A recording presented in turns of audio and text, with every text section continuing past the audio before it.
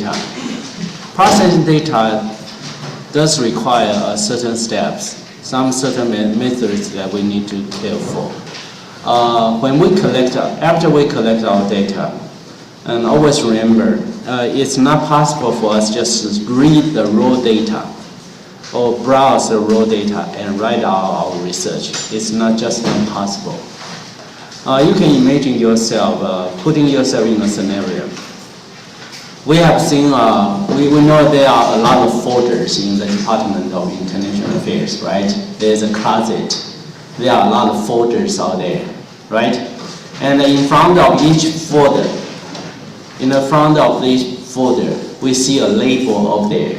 So when we want to explore some certain thing, we just go there and take the thing related to the folder, so we take it out. Then all the documents, all the data will be put into the same folder, right? Okay, so this is very similar to our research. This is what we call editing and coding. They coded it into the same folders. So we have several folders. For example, if you want to understand what Daniel is, it would be much easier for you just go there and take the folders labeled 林建宏老师. Then everyone will just know about my academic achievement, performance of my academic portfolio a little bit, right? So it would be much easier. So always remember a very critical issue here. That is, when we analyze data, remember, we don't directly analyze the raw data. Basically, we have to process the data. The processing of the data means that we have to standardize the data format. We have to clarify the context.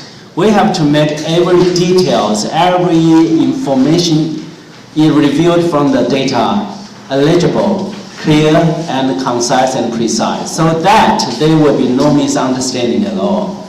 This process, we are called it as editing. We edit all the data to standardize the data. After we standardize all the formats of the data, we have to code it. We have to put them into a certain things or certain codes. So you can imagine that when we say we are analyzing data, actually we are analyzing the things, different things. We take out the things, we take out the code, and under each code there are a lot of data out there. So that if you want to know me, you go there. If you want to know Mark, you can go there, right? Other than asking him directly, maybe he will forget. I will forget a lot of my credentials in the past, right? So if you ask me who you are, I will say, okay, wait a moment. Let me go back to the folders. Let me take it out. Okay, now, it seems very straightforward. Once the data is added, is coded, then the next step for our data analysis will be very straightforward. We just go there and take it out.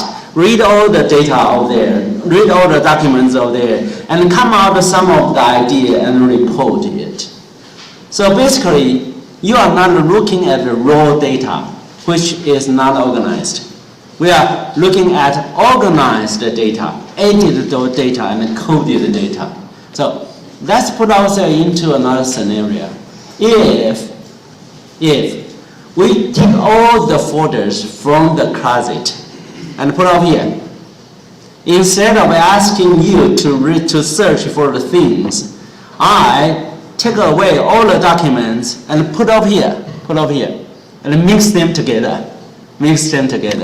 They are raw data. Just put them back to the format of the raw data, right? So you can see there is a huge pile of data over there, documents over there. And I mixed it intentionally. Now I ask you to come. Okay, Jada, please come here. And could you study something about Mark? Well, it will be very difficult, right? Because there is no hint at all. So at best, the only thing you can do is search by luck. Oh, this is Mark, so I take it out. So I focused on the reading for Mark and write everything about Mark. But did you see there's a huge problem here? The old data put up here there should be some of them related to Mark, right? But by luck, you can only retrieve 1 or 2 documents related. And throughout your analysis, you count down the 1 or 2 documents and write out all about Mark. Would that be feasible? You have a very serious selection bias, right? Normally, you should have all the data. You should summon all the data related to Mark and look all the data. Suppose there are 15 pieces of articles here related to Mark. And over here, there are 1,000 pieces of article. And there are only 15.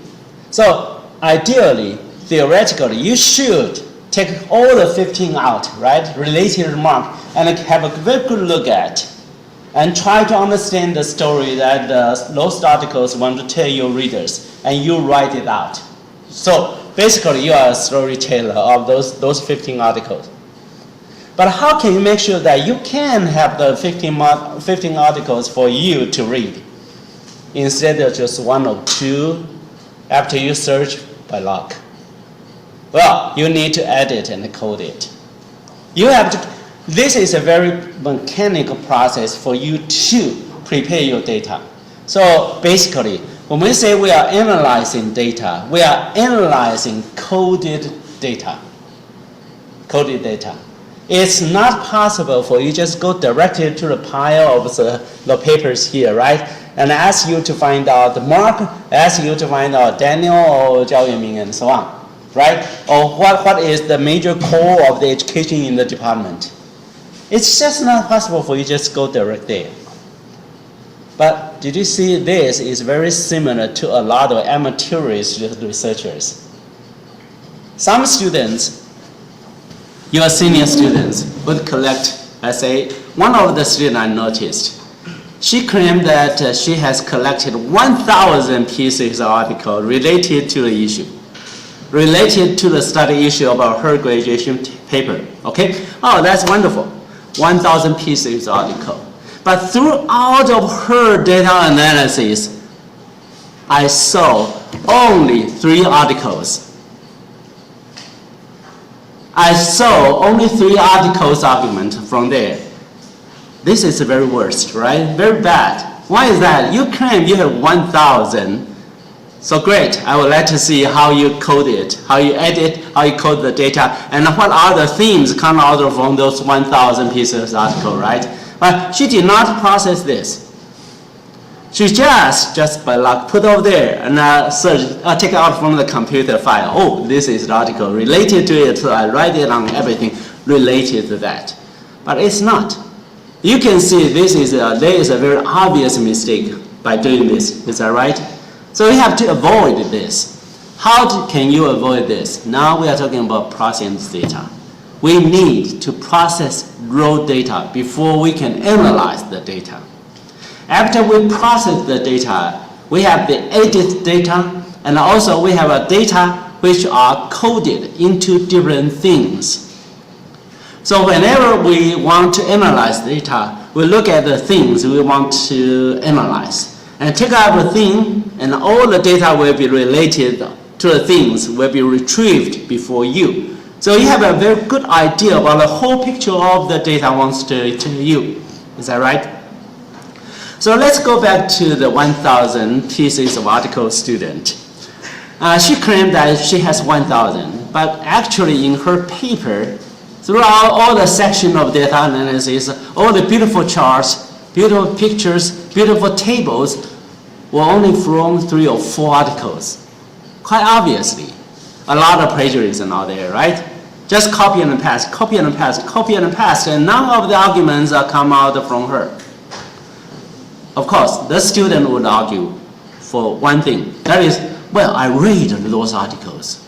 So after I read it, they must belong to me. So I could put over there. I was very confident about doing this, but this is totally wrong. Remember, when do we need to cite? How to avoid plagiarism? Very simple. You have to ask, is this your idea? When you write down your paper, right? The passage, the paragraph, the sentence, you ask first, is this your idea? Okay, yes. bravo, great. You don't have to cite because this come out from your opinion, right? Your claim, your opinion, your observation, your talk, fine, put over there. But if this is not your idea, then you have to consider the next question. If this is a common sense. Well, sometimes there are a lot of common senses out there, right? It's a very comparative terms out there. For example, I'm a political scientist. So a lot of political concepts inside these fields are my common sense. So I don't have to cite. When I talk about realism, when I talk about neo-realism or soft power, well, when I write it, I don't really need to cite because I have studied this field for quite a long time, right? Okay, so it's a comparative. For a young student like you may need to cite a lot. So the next question we ask is, this is common sense? Sometimes it is common sense. The sun rises from the east, but you don't have to cite. It doesn't matter who says it, right? So you don't have to. So the second question, is this a common sense? If it is, well, you don't have to. If it is not. So if it is someone's idea, someone else's idea, and it is not a common sense, then you should cite. But citing, there's a lot of tricks to cite. If you see a student in a paragraph, there are 5 citations. Then inside the paragraph, there are 5 blocks of citations. And each of the blocks, there's a number of there. Wow, it fits the formats, right? But this is still plagiarism. Why is that? Because the 5 ideas come out to construct the paragraph or come out from other scholars. None of the ideas come inside the paragraph. It belongs to the author. Still plagiarism, right? Because this is a copy and paste style of plagiarism. So remember, basically, when we say that the use of literature, when do we need to cite? If this is not an idea, if this is not common sense, of course you need to cite. But there is a very important concept for us to use literature. Literature is supposed to play a role for key evidence only. Remember, key evidence only. If this is a necessary part for you to present for your readers, to support your arguments, then the literature, the citation should be there. For example, if I say, well, people should live in peace and we should love in the environment. Here are my opinions. So we should love environments. Environments can take care of us, or otherwise the global warming will be very, very bad for all the people in the whole wide world, right? Let's say if Benjamin Franklin ever said that. As Benjamin Franklin once indicated, to love your world is to love your family, quote. See, I say a lot of opinions. I use a key evidence cited from some renowned scholar or some very important statistic of come out of the research. The purpose of me using the literature is to use it as an evidence to support my argument, okay? So be careful for this. Don't just copy and paste. Put a lot of citation numbers up there, look so fancy, but they're still plagiarism. They're still plagiarism, okay? So remember, literature is for you to present your key evidences, key support for your arguments, okay? If you can keep this in mind, then your writing style can be changed. Your writing style can be changed, really. Okay, the first one is don't just copy and paste. Don't ever assume that after you read it, then the idea should belong to you. No, that's far away from that. Okay, so let's come back here. It's kind of a little bit far away. But it's very important for you. Very important for you because the GP process, the criteria for evaluating GP will be only becoming stricter, harder, and more disciplined in the future, year by year, right? So we learn from mistakes, and you should learn from mistakes too. We notice that our students may have some ways, some nuance to improve. Then We just passed on all the traditions to you. So now it's your turn. That would be great. Okay, let's talk about processing data. The goal for this today is the first one is the rationale for data preparation. Basically, I have highlighted the very important rationale. We cannot just analyze raw data. It's not possible, okay?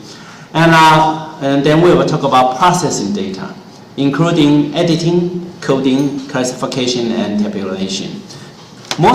Basically, we will emphasize on these two processes because this is one way to present data. That's it. So it's not really related to data preparation. It's just a way of presenting.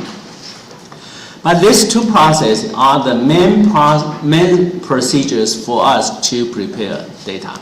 Okay, first one, data preparation.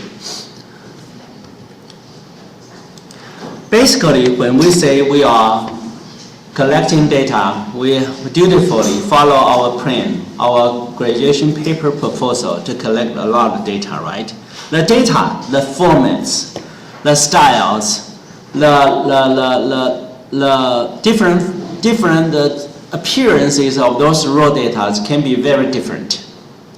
So you need to prepare, you have to convert those raw data that is not organized, you just collect from the field, right? You have to prepare those raw data into meaningful statement or manual. You can do this by your labor, your hands, or you can do this by your electronic software, okay? But nowadays, most likely you will use qualitative research software to code, or you will use a statistical package to code, not by with your hands, because you will find out it will be very difficult for you to handle the large amount of data that in the future you will collect. So basically, you need to learn some statistical software or qualitative software for you to deal with this editing and coding process. Okay? Why do you need to prepare your data? It can significantly contribute to your credibility. Imagine, when we talk about credibility, what does that mean? How much should I trust in your analysis? Is that right? Okay, so imagine this. Just as the example I just gave you, if I instead of give you folders here from the department, I put all the documents over here, and put over here and ask you to analyze anything related to mark, right? So you say, okay, I did not prepare the data, but I know where to find the data. So I dig out 3 articles. You have a lot of analysis. So this kind of findings come out from this kind of analysis where you trust it. As a reader, no, I say, I'm sorry, you do not have a big picture of how many articles relate to mark, right? This is one thing, but the other one, if I edit and coded data, and there are 2 folders belong to mark, is that right? So now I try to report the same findings about mark. So I take out the 2 folders related to mark. I take out, put on my table. After 2 days of analysis, I present my findings. Then which findings are more credible? It should be the one I analyze the data based on the things, right? Instead of looking just over here. Credibility. This refers to that. So how much should I trust your analysis? It refers to credibility. So instead of looking at the data, digging out the information from the raw data, I have the edited data. I know there are only 2 folders belong to mark. So I look at them. So my analysis should be trustworthy. Is that right? So this can significantly contribute to your credibility. And be careful for this one. The process for data preparation is very mechanical. It's just a way of, you have to repeat the process all the time. Yeah, you have to take out one paper, right? One piece or one passage.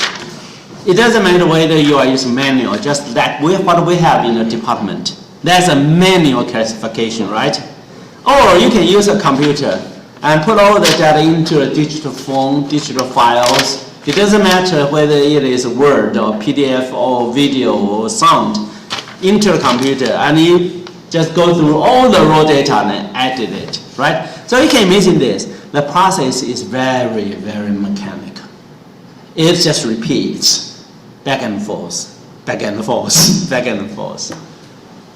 Sometimes it will be very boring, and it can last for months if you have a lot of data out there. For example, for my doctoral dissertation, I coded around 3,200 pieces of articles. I used 3 months of time to code all of this data. It's very, very boring. Very boring. But still, I just repeat all the process for each piece of the articles.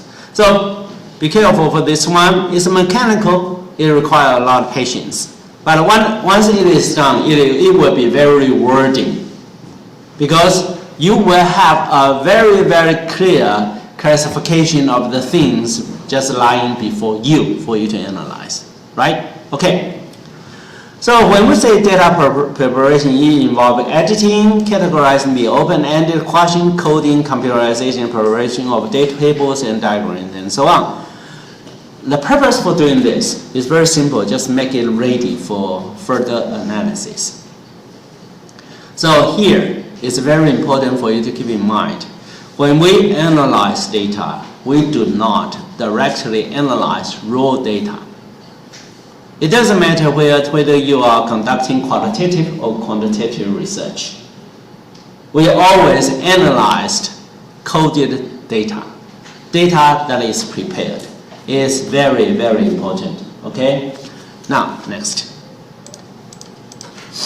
Why editing? The first one is through editing, right? It's a process for us to streamline, to standardize, to clarify all the different formats. So you can see here, there are some reasons. We gather information, we collect data. This process, the data, the information we collect may lack uniformity. They may have different style, different formats. That is that, right? Okay. Some of them may be a few notes. Some of them may be just scattered around pieces of papers out there, right? So we have to standardize. We have to clarify it to make everything that is eligible, so that we can read. We are able to code it. Okay. Sometimes there are another occasion. Sometimes information may be given in a form which needs reconstruction in a category, designed for category, for analysis. For example, if we collect income based on daily or monthly, right? But perhaps we need to convert it into annual income, so that we can standardize the formats. For example, I ask how much you earn. If I have an interview, right? Okay, how much you earn? And then you say, oh, every day I earn about $2,000. Then I need to convert it into annual income. So I can standardize all the income data. So I can analyze them, right? So this is the process. So this is very important for you to keep in mind. And let's look at the third. Researcher needs to assure that data are relevant and appropriate. When you collect data in the field, on the site, and when you take this back, you may want to take a look. Is there something wrong over there?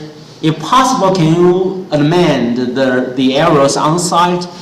If this is not clear enough, are there any confusions about the information revealed from the interview? You need to clarify. So editing is the process for you to make sure that the data is clear, data is right, data is accurate as possible. So this is the reason why we need to have editing. Okay?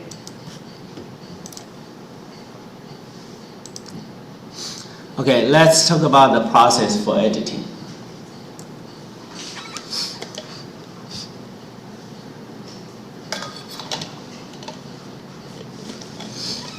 basically editing can be, basically there are, when do you need to edit the data?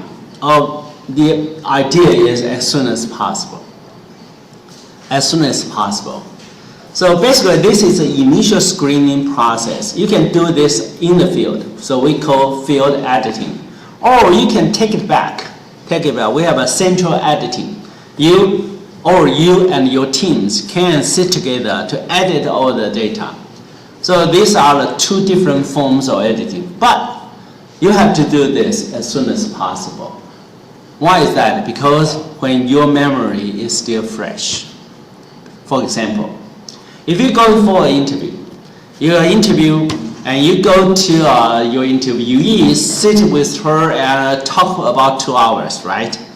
And you have recorded dutifully, and you take it back, you transcribe all the recording on site just for today. But if you do this after 1 week, the interactions, the feelings of body languages will be just disappear. You will forget, right? So that's why you need to do this on site. So I always advise students to transcribe all the data as soon as possible. And last time I told you there's a software, right? Still remember the name of that software?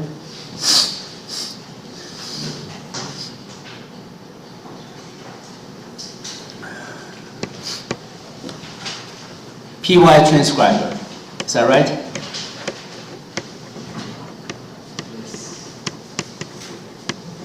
Okay. Many of you will do interview. I'll show you, many of you will do interview. So once you collect data, you make a recorder of your interview, you have to transcribe it on site. And the output of transcriber will give you a list of statements over there. Some of them, most of them are correct. It doesn't matter what kind of language you transcribe. English, Mandarin, Taiwanese. I never tried it. Maybe next time you can try Taiwanese. Okay, 六后不，说不定 okay. I have no idea, but I never transcribed Taiwanese. But it will be appearing a nice statement for each exchange or talk. Then you can add in some of your observation, your notes, your comments in the back, right? Okay, so make it on site. So please, field edit best done ASAP, as soon as possible, after data taken. That's very important. And when you do field editing, you have to examine the collect raw data and try your best to assure accuracy. And all of this needs to be done in the field. Okay, so basically this is a very simple screening process. It's just like a double checking process. And make sure all the inputs here are correct, and the confusions are clarified, and the mistakes are pointed out, and things you don't feel fine, try to do this on time, on in the field.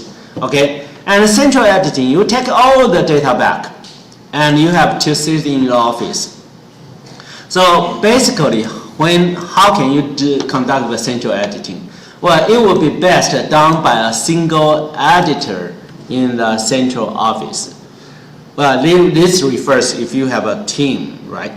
But most of the time, you will just you alone. No one can help you. You have to do all the job, right? Okay. So if you have so lucky have some other people to help you out for editing, then if inaccurable done by editors but with divided questions. For example, there are 10 questions. You have 5 editors. Then you can, each editor take care of 2. To make sure that all the answers, all the formats are screened by individual. So you don't want to, let's say we have 5 editors, and you divide 100 pieces of articles, 20 each. That would be very, very bad, because everyone's screening process and the standard will be somewhat different, right? So make sure that it is question by question instead of articles by articles. Okay, so this is a very simple process. Okay, editing. And this is the process. And what is the process? The first one, we make sure that all entries are good for you to read. It's clear. Legibility of entries. You have to make sure that they are there. And also, the second thing you need to notice is that whether all the answers are complete. Well, it's sometimes it's very difficult for you to do questionnaire survey. Because you dispatch, you take it back. You have no idea who wrote it, right? You have no idea. But interview, you can. You can do this. When you conduct an interview face to face, and when you asked a question and the interviewee did not answer you, you may want to come back and clarify, is this something you don't want to answer, or you have no idea? You don't know the answers for this one. So don't know and don't want to know, don't want to answer are very different, right? So you have to clarify, okay? And also you have to double check the consistency of the entries. For example, in a face-to-face interview, if this one indicates that when she was young and she studied in Taipei, in a primary school in Taipei, but she also indicated that in other interview, she expressed that when she was young, she lived in the countryside with her grandmother.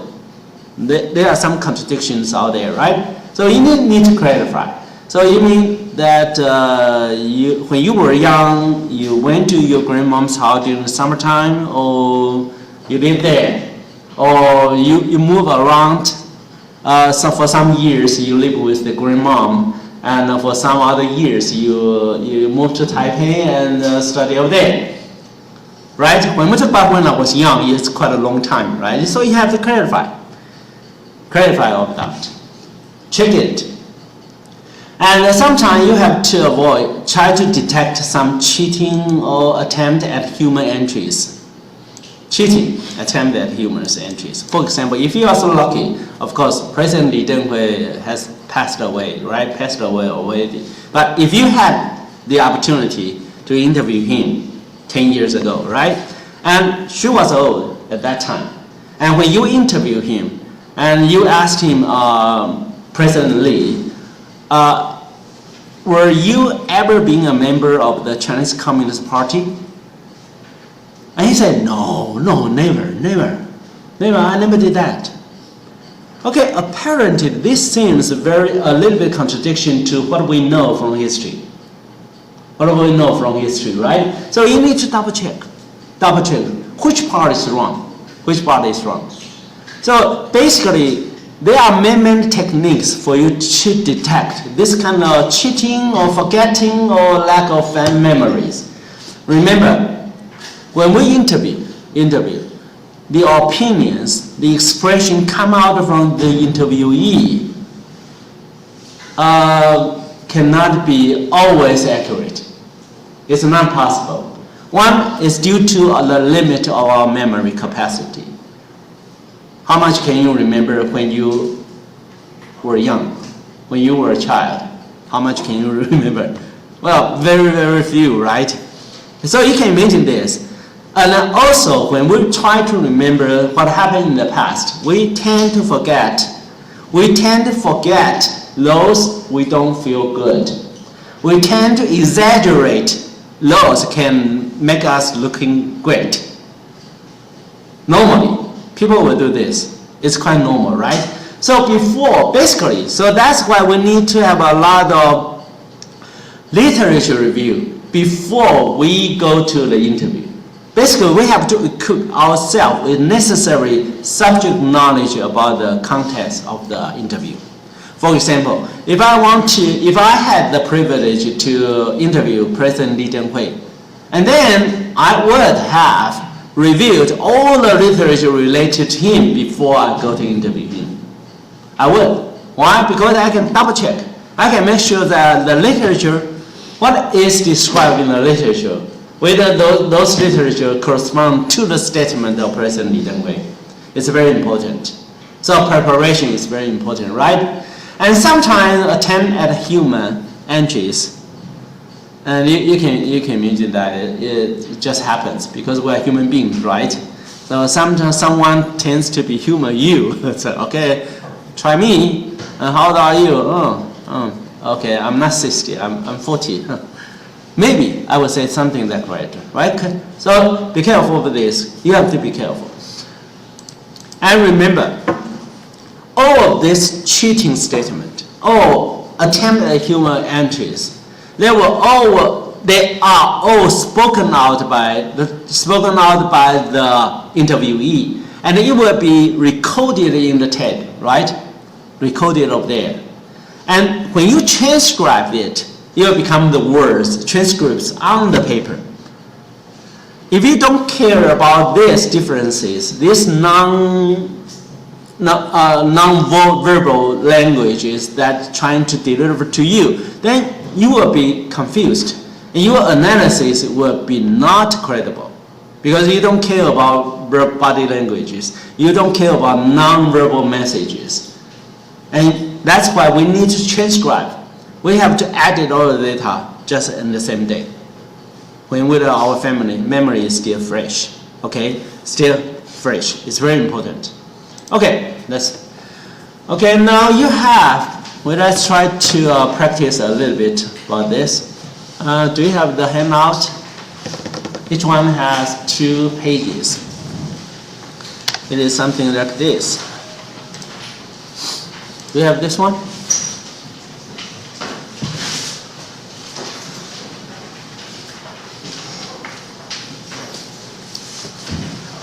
This is a mock test to survey for your opinions about McDonald's.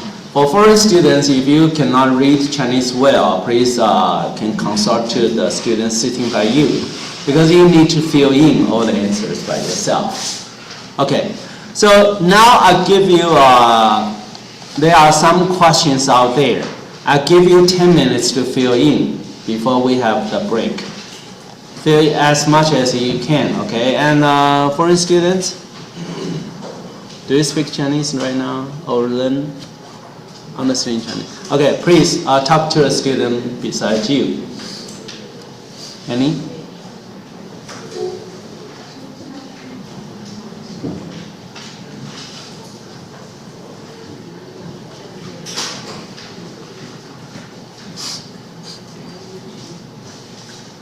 两张。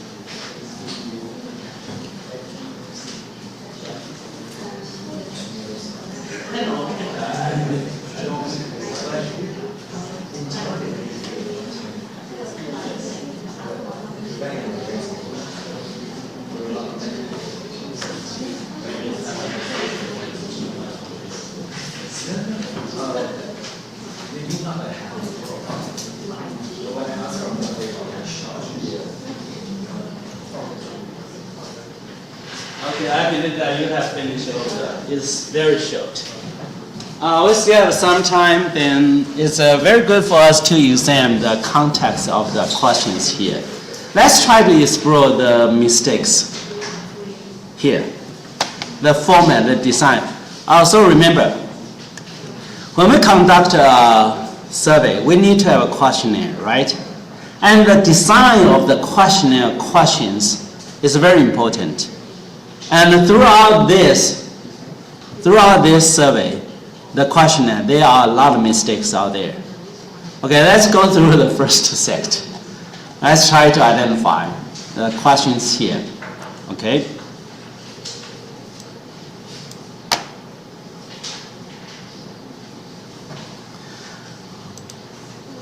Let's look at number 3 first. Number 3. It says how often you go to McDonald's. How often, right? So the answer here is every day. Once a week, once 2 weeks, once a month, and over than 1 month, right? Okay, what's wrong with this? Can you see any errors or strange confusions out there?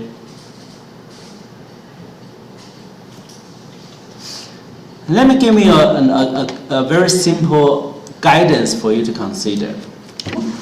When we design our close-end questions, and all the answers for the questions must be comprehensive and mutually exclusive. Okay? Comprehensive and mutually exclusive. 互斥而穷尽. So let's look at this one. Does this fit to this principle? For 1 month and 1 month and above, it's not. Other than that. Sorry. It seems a little bit. Basically, the 5 answers here are not comprehensive. Is that right? They are mutually exclusive, fine, but they are not comprehensive. Did you see that they cannot cover all the possibilities for the answers, right? How about purposely I go there every 10 days to celebrate my childhood. 3 months I go there 3 times, so I intentionally go there 10 days. That would be very difficult, right? So this is not a good design. Very bad, very bad. So there's no way for you to choose. And how about you never go there? You never go there. And there's no answer either, right? So remember, the answers for any kind of close-end question must be comprehensive and mutually exclusive. 互斥而穷尽 is very important. And let's examine the possibility for the answer. Your gender, male and female. Okay, fine, right? And what about your age? Under 10? 11 to 12, 20, 21 to 30, 31 to 40, over 40. Well, fine, right? Okay? And how about this one? Among the many fast food restaurants, why do you choose McDonald's? Well, it's delicious, sanitary, convenient, good price. Others. Do you think this fits to comprehensive? Yes. Why? Because there's an other here, right? Other. You can include all other possibilities out there. Fine. But there's one issue here. Let's look at this one. What is the issue? Normally, you would expect that the respondent will be very dutifully to answer you all the possible answers, right? So you would ask, oh, okay, other, please take a note. Please just write it out. You will be surprised. No, not surprised. You will be used to see not many of them, only quite a few of them will add in some words. So when you try to add in this kind of verbal expression, be careful. Normally, you will not receive too many answers out there. If this is the case, then you have to consider, do you really need to put that into your questions? Because normally, respondents hate these kind of questions. They don't write. They just put up there, at least for myself. I will not answer this. Ridiculous, okay? And let's move down. Let's look at number 5. Do you think the price for McDonald's products is reasonable? Is it reasonable? 1, reasonable. 2nd, not reasonable. 3rd, no comments. No, 普通. In this case, how we change that in huh? Normal. Basic. Average. Well, so about. Anyway, it's just something like that, right? And no opinion. Do you think there's a problem for the sets of answers? Yes. It would be very difficult to calculate, to produce a statistical analysis in the future. Let me give you some why this is the case. Normal. First one, we give it, for example, reasonable, code as 1, right? Not reasonable, code as 2. And 普通, how about 3? How about no opinion, 4? Can you do some significant, meaningful calculation by comparing the average of the 4 numbers? Nothing at all. No idea. You have no idea how to calculate it. So it's very difficult. So how can we change it? I think remove 普通? remove it. Okay, let's try to remove it. Okay, if we remove the 普通, maybe. Oh, we can do this. The first one is 合理, reasonable. The second one is no opinion. The third one is not reasonable. Yes, Dawi? But don't we have to rephrase the question, because I put no reason or I don't have any opinion because I have nothing to compare it to. Like if I compare it in Taiwan, not every city in Taiwan has another company like Burger King, let's say, to compare it to. So But the question here is, do you think that the price for McDonald's is reasonable? I'm another industry which where can I compare it? You want to compare? Yeah. But So for me to But here is the problem. The question is not asking you to compare with other. If she wrote here that comparing to other companies, comparing to the products from the food provided by other fast restaurant, do you think that McDonald's food the price for it is reasonable or not? But the statement here is not. Of course, here comes the interesting part. When we present simple questions to a respondent, and you will be surprised to find out the respondent will have many different ideas to look at this one, right? Just like Taoist is, I want to compare. But someone will just simply look at the questions. Someone will have no idea, right? Okay? So basically, if you want to change this, maybe we can put reasonable, no opinion, not reasonable. So we have a 3. And when we add it, when we code it, we can put 3 to 1, right? So it will be much easier for us to calculate. So let's take a 10 minutes break and come back later.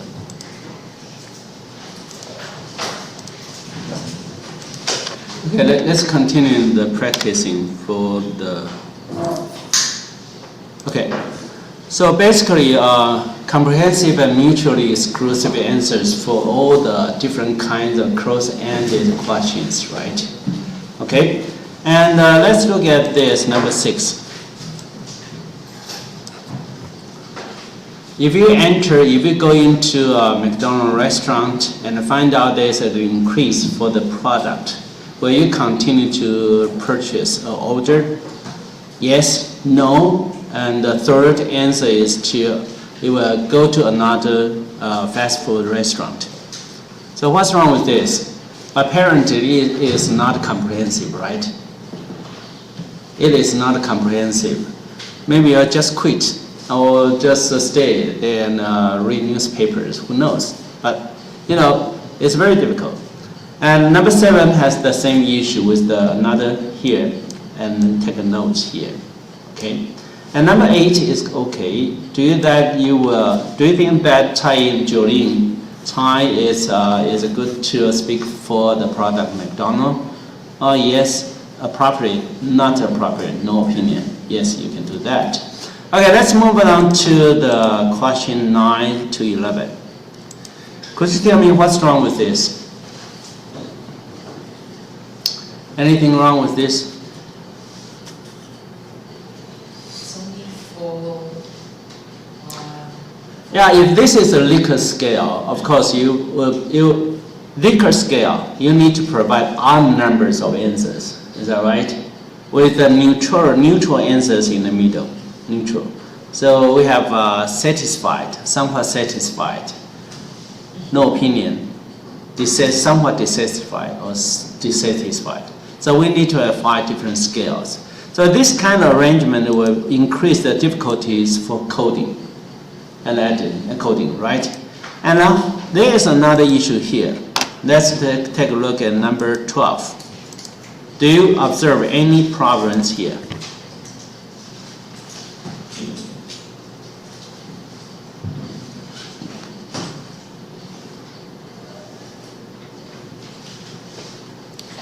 So are you satisfied with the service quality for drive-through? This is a double-barrel question. What is double-barrel question? That is, one question asked. The main things inside one question includes multiple things, multiple issues. Although it is asking, are you satisfied with the service quality of drive-through, such as attitude, the speed of taking orders. But there are 2 things, right? Look here, there are 2 things here. Maybe you are satisfied with the attitude of the part-time job worker up there, right? But the speed is very slow. But how can you answer?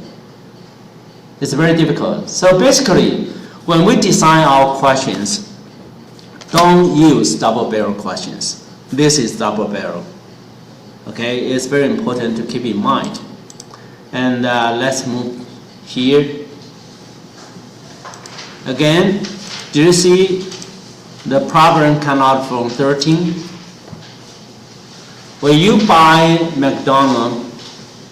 Will you buy because there's a promotion from McDonald's and purchase its product? And such as combo meal plus 99, give you a Hello Kitty and so on, right? And this is another issue. The example here, maybe you will do this. You will do this. You will agree that if there's a new product promotion, a promotion for marketing promotion for its new products, but you don't like Hello Kitty. I'm not a Hello Kitty fan, right? So if you, as a gift to me, I would say, well, thank you, but not necessary, right? Okay, so you can imagine this. Sometimes when you try to present more ideas, try to clarify the meaning of the questions, but instead it just causes more confusions. Just like this one. Do you recognize the charity activities from McDonald's? Well, just like a word or another issue here. So there are 2. Yeah, I recognize your efforts for promoting public charity, but not this one, right? So try to avoid this. Try to avoid double-barrel questions. And over here, this is an open-ended question, right? So supposedly you are supposed to provide answers. And because I gave you 10 minutes, so you think there's still sufficient of time, so you will write something over there, right? So how many of you have put your comments here? How many of you? Put any comments? Write some words over there. I noticed there was one, yes, the one who complained without ketchup. So you are the only one who wrote it out. Anyone else wrote some comments over here? Come on, if you have, please raise your hands. Only one? Only one? Surprise. Well, actually not surprise. It's quite normal. Who care to put comments over there? You tell me. Is that right?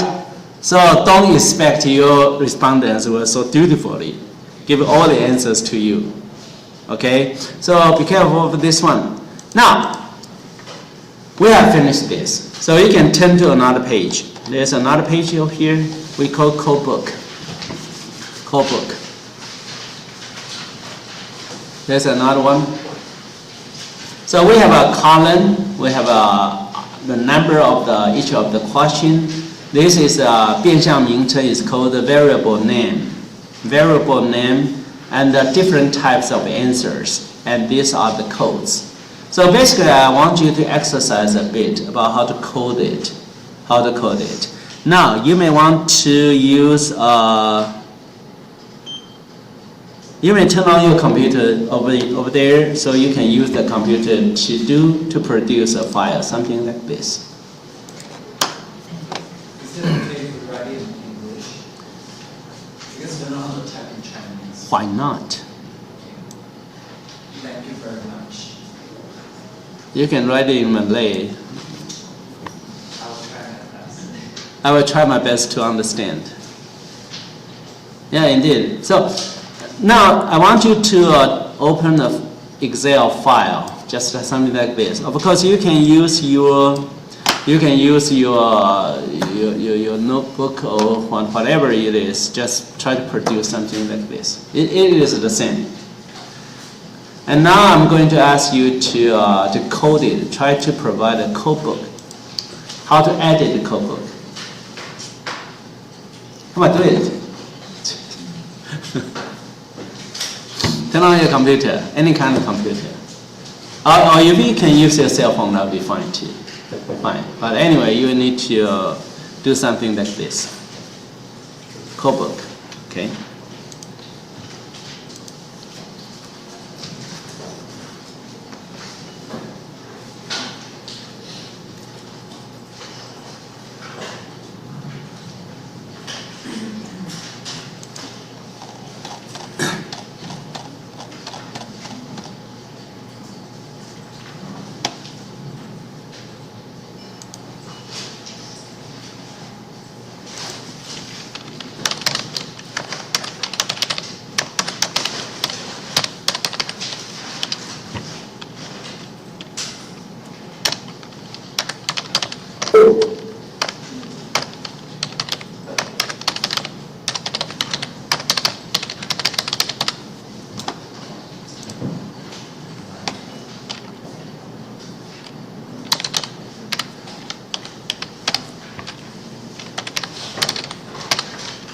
Sir, can you explain what is 栏位? 栏位会 where? Before 题号. Okay, before 题号 is 栏位. Oh, I see. Is that like right? I know what. Okay, 栏位 means that which column? Column 1, column 2, column 3, they are almost identical to 题号. Okay, so column, it indicates column. Yes, it is. Column, you can see the column differences out there.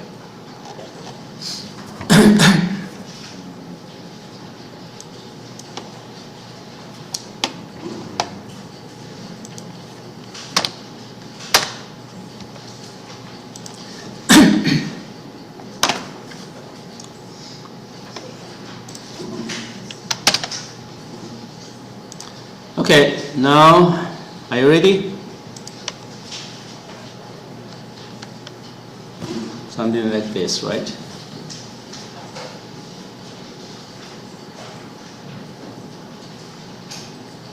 So the purpose of a code book is for you to code the collected data into the spreadsheet so that you can go further for your data analysis.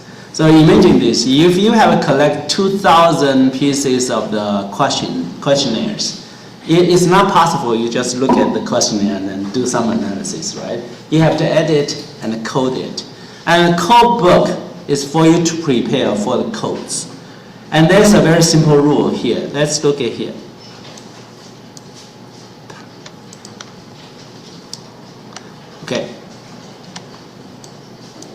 the code book.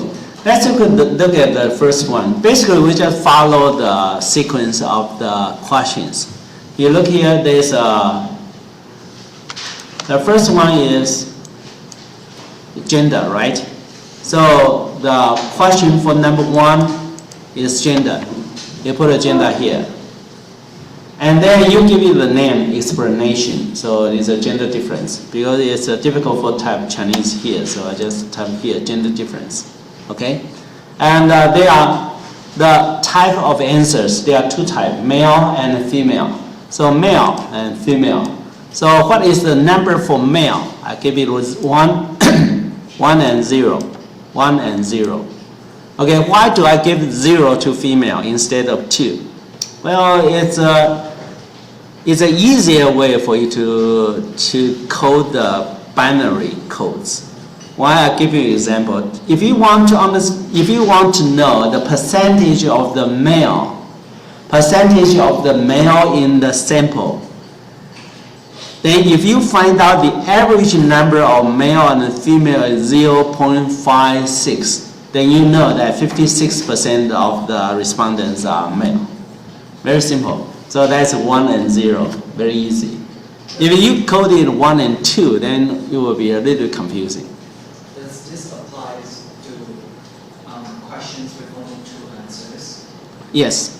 Yeah, you can do this. That would be much easier for you to give you a visual presentation. So this is 1 and 2.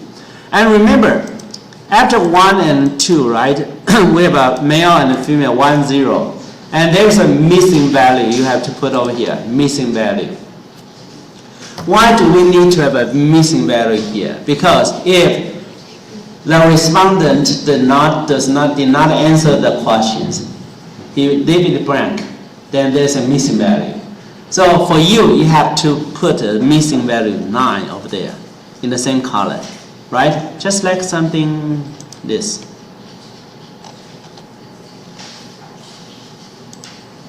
Okay, look here. This is one number, right? And this is a case number 1 to 15. So this is 1. And the case 1 is I put a 1. If the respondent for case number 1 does not give any answer, then you have to put a 9 here. Okay, it's play out in this way. Okay, let's come back here. And let's practice number 2, age. Age, right? So you see age number 2, this is the age. Age, then we have a name here. You can type in now. So look here, we have different answers. There are 5 answers here. 1, 2, 3, 4, 5. Is that right? We have 5 answers for this one. 5 answers. So I put 1, 2, 3, 4, 5. So I give a code for each. 1, 2, 3, 4, 5. Again, I put a missing value here. Is that right? Okay.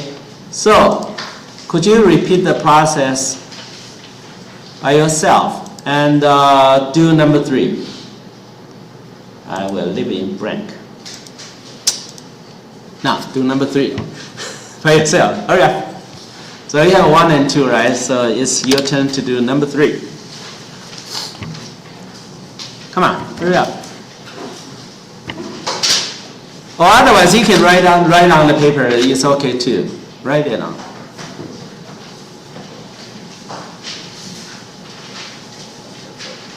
Ah? 从3开始吧。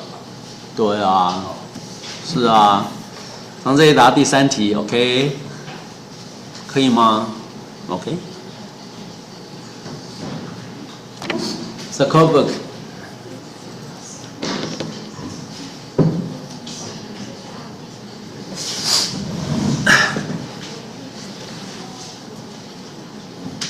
So prepare the code book to number 3, question number 3, okay?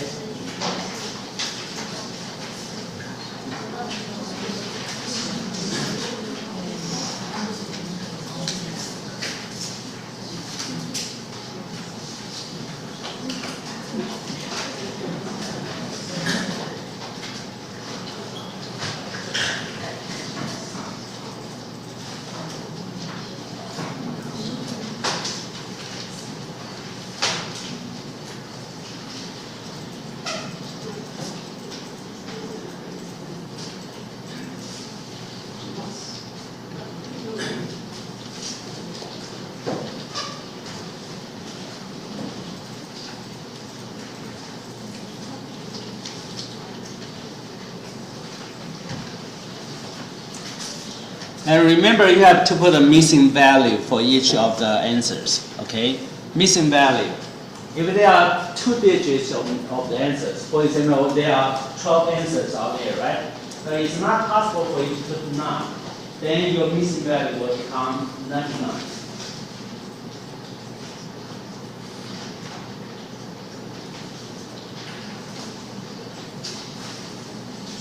So, Yes. just write missing number for English, you don't have to put English. The English is missing number. Yeah, missing number. Missing value.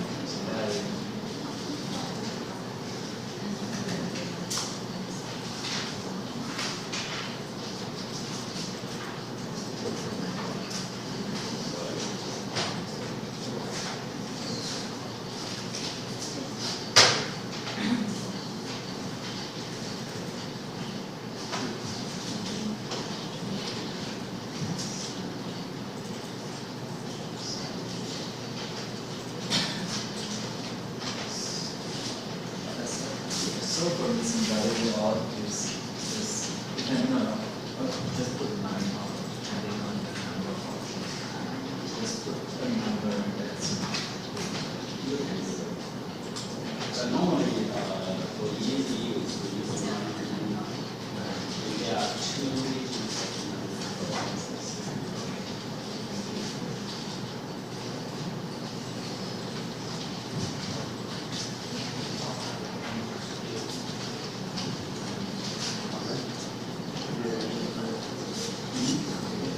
No idea about it.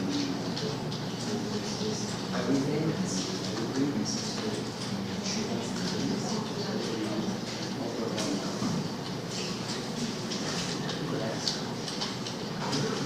Yep.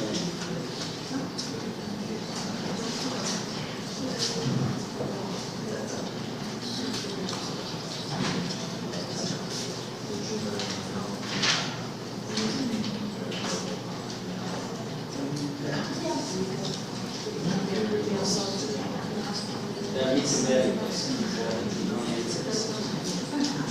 那如果没有答案，他有时候故意不答，对吧？matter of choice。just as long as it's easy. Yeah. Okay. No problem.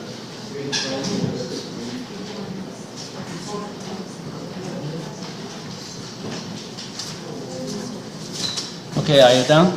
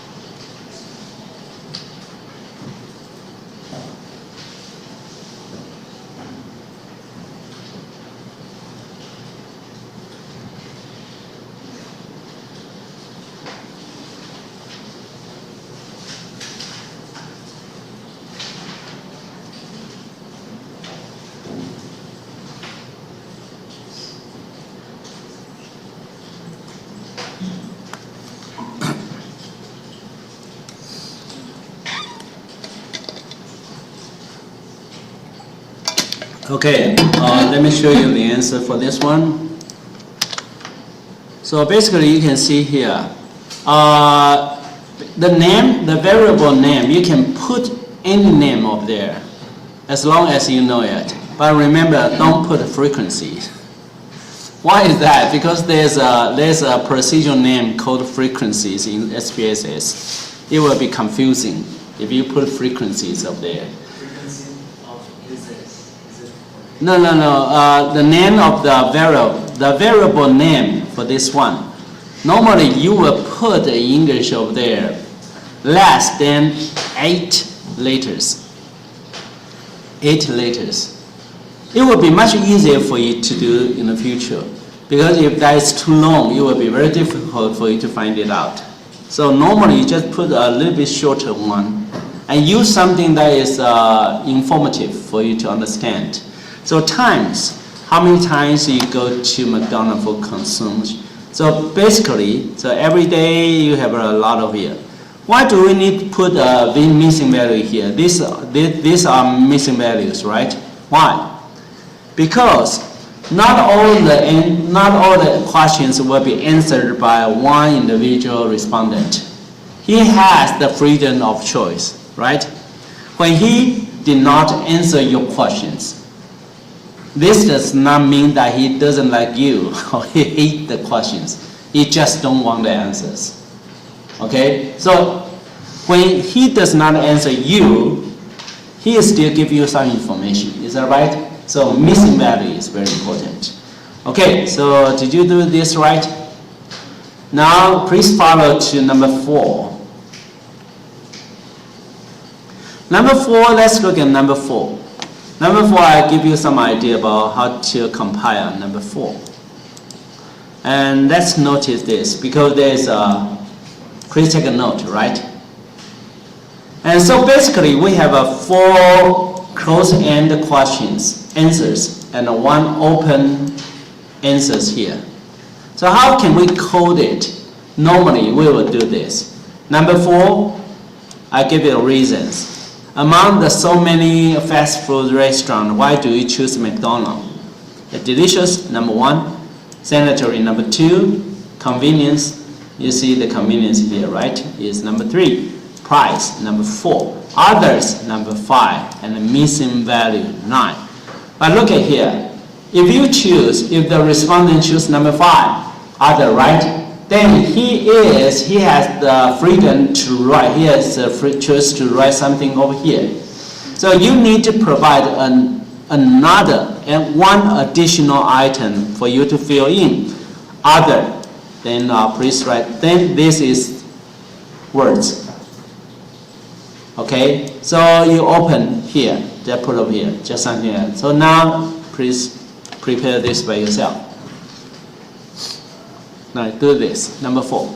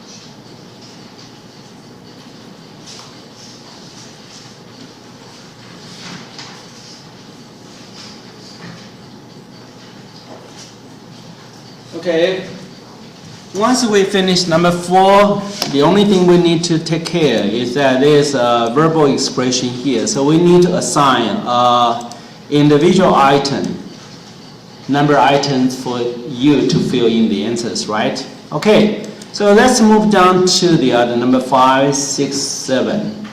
So now you should be able to write 5 to 8. So please continue the exercise by complete this section, 5 to 8.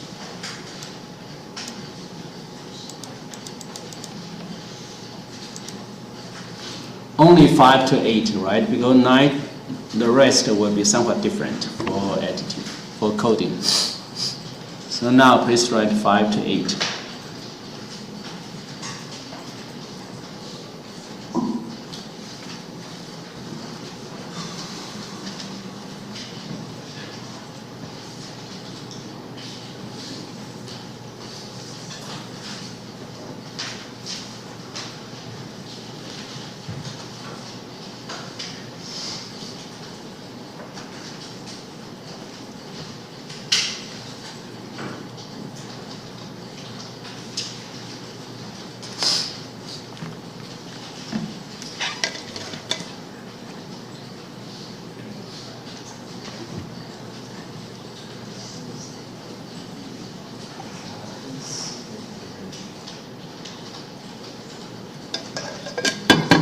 Number 7 is the same as number 4, so you have to be careful about the code.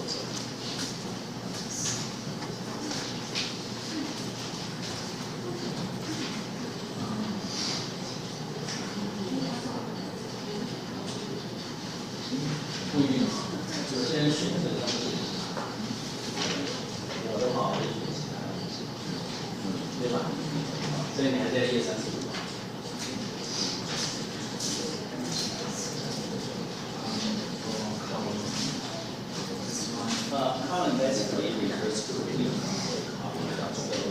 So one, you need to put it possible. Provided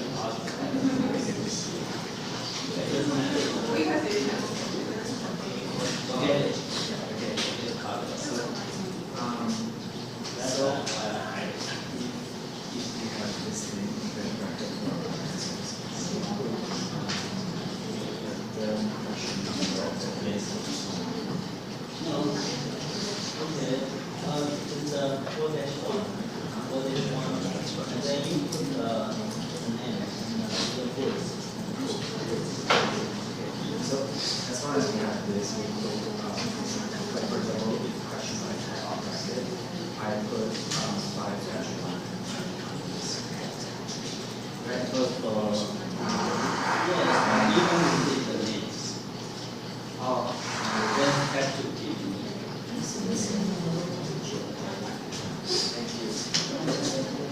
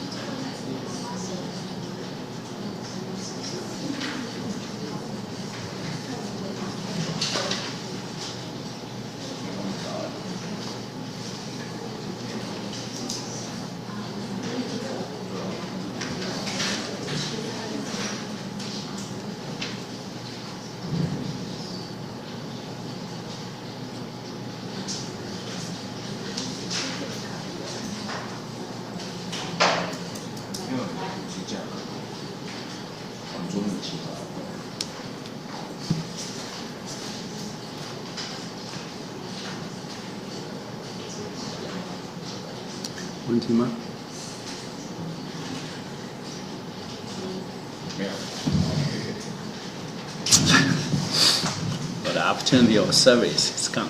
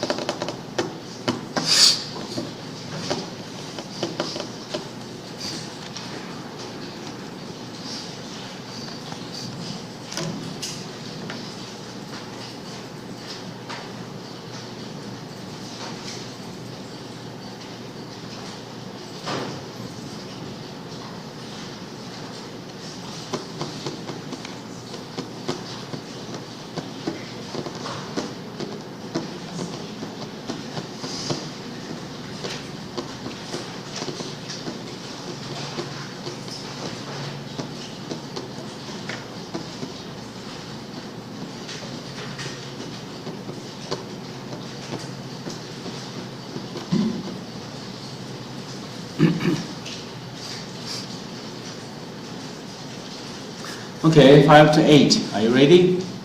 So let's move down to a little bit for you to see 5. 5 is price, right? So 5, why, buy, no, this is the code, knowledge, no else.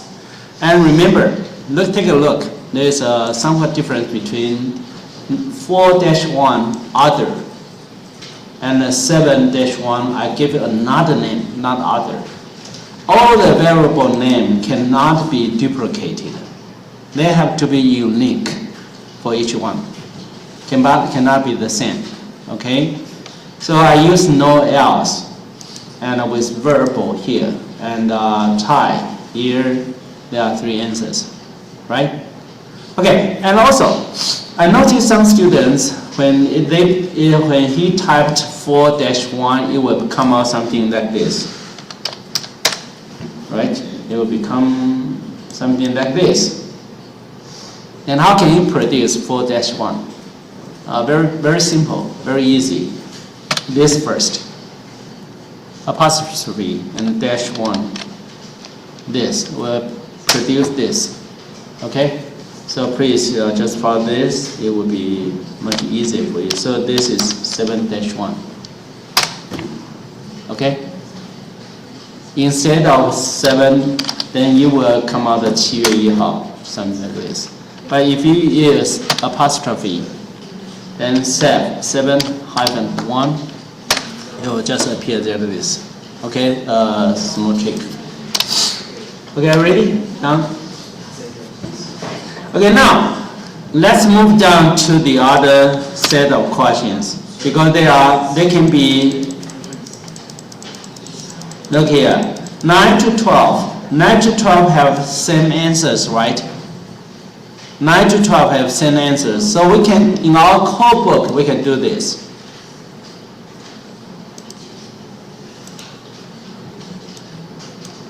Look here. This is the code for 9 to 12. So basically, 9 to 12 will use the same codes. I use A1, A2, A3, and A4. A1 refers to this 3, 4, 5, and give it a similar number. Okay, here, this is another one. Okay, but anyway, you can give it, oops, sorry. Here, sorry, my bad, confusing. Okay, so look here. Basically, the answers are the same. So I promote, where is mine? I'm sorry.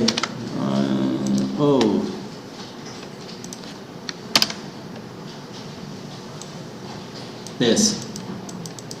Okay, so basically the 4 answers here.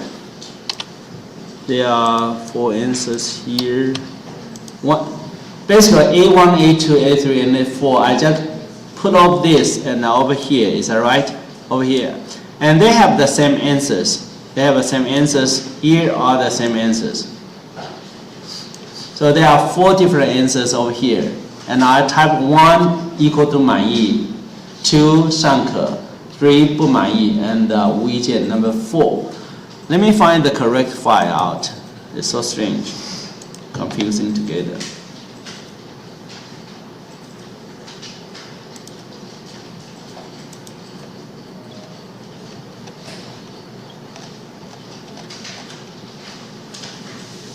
Oh, for fun. Okay, it should be right.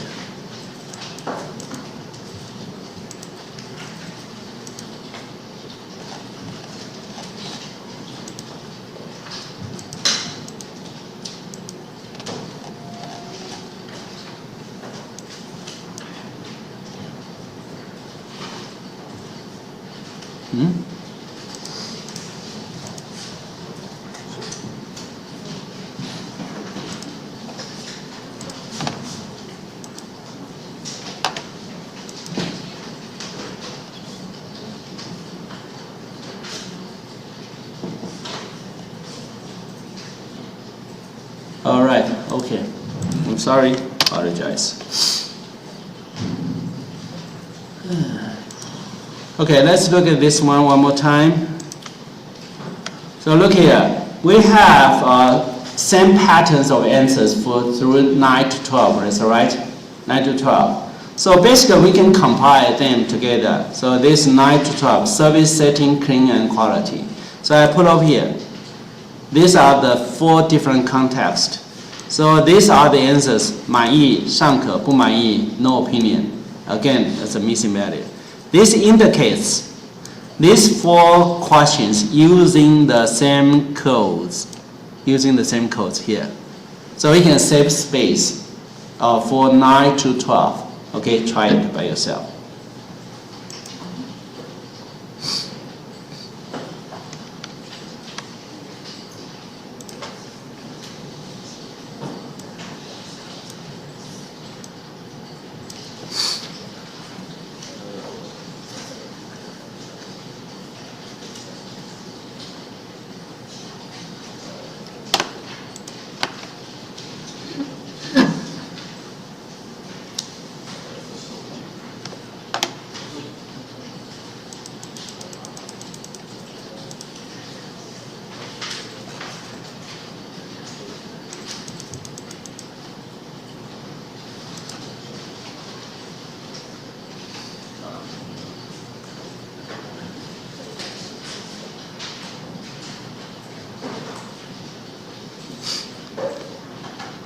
Please note that the variable name, the length of variable names can be amassed, maximum for 8 letters. Try to control that.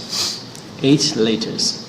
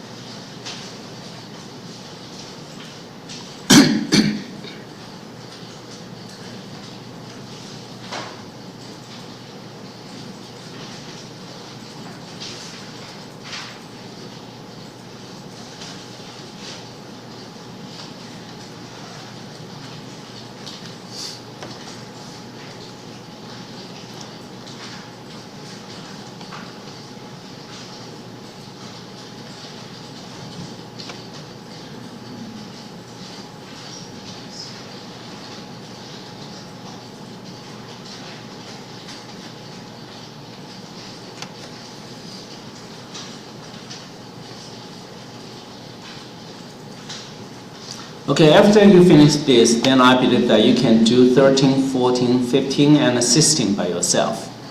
Okay, so let's finish in 5 minutes.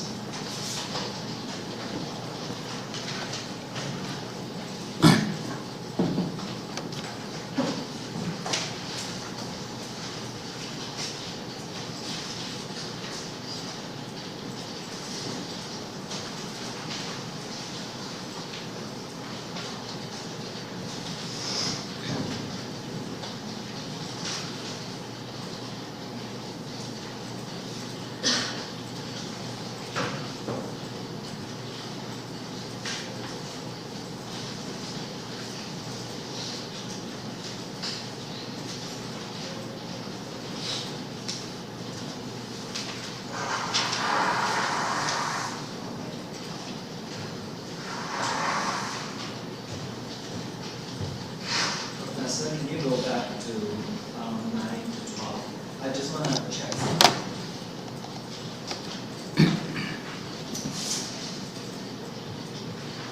Thank you.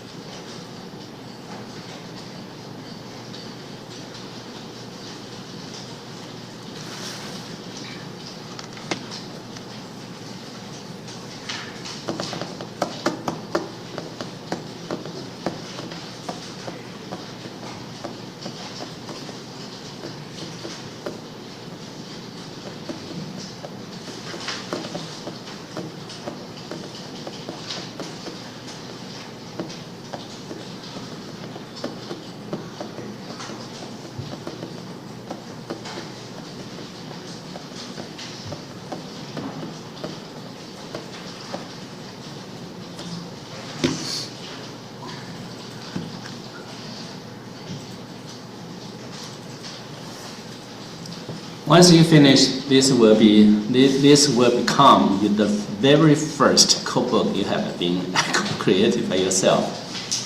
You should feel proud of yourself. Huh?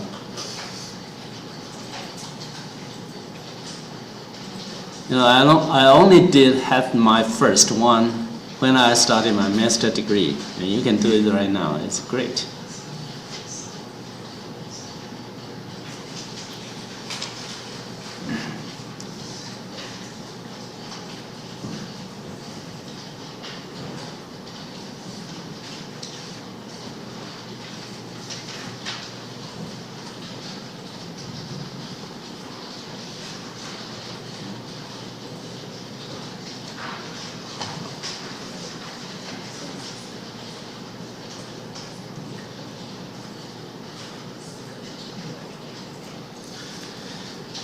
Okay, are you ready? Are you done? If you're done, then this is your first codebook you created through your life. Then let's talk about how to use it. How to use it, right? Now you have a codebook, something like this. It looks so great. It's huge, right? Something like this. The codebook. So the codebook is the guideline for you to code the data you have just answered, or your respondent has just answered to code this one. So this is the questionnaire, and this is the codebook you have just created by yourself. Is that right? So you are going to use this to code the data, convert the words, the answers into number here. Then you are going to use codebook. You have another sheet, right? So find it out. The sheet has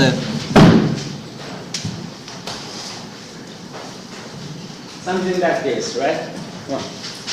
So you are going to use this to code this.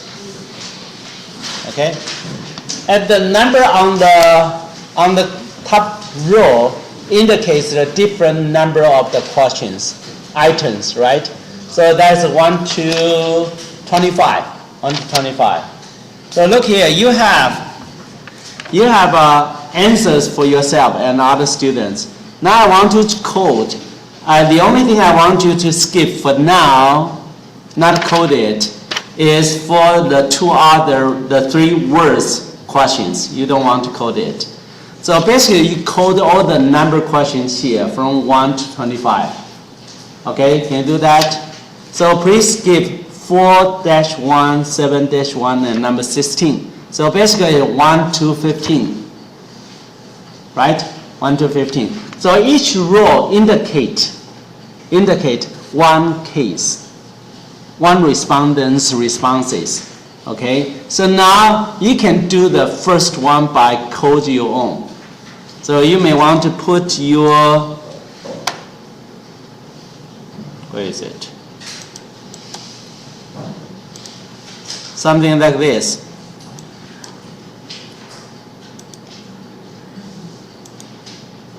So please, through 1 to 15, right? You don't have to code 16 and 4-1 and 7-1. You don't want to, because they are words for now. In the future, you can do that. But now, the only responsibility for you to code is here.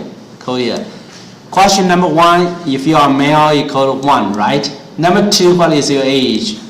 Number 3, how often you go to McDonald's, and so on. You code the first one, first row by yourself.